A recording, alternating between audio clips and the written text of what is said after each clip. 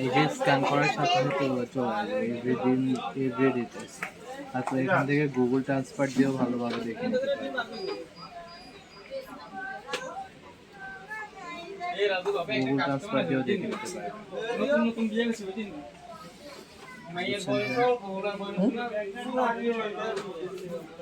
ওই স্ক্যান করার সাথে সাথে চলে আসবে, ঘরের সাথে সাথে।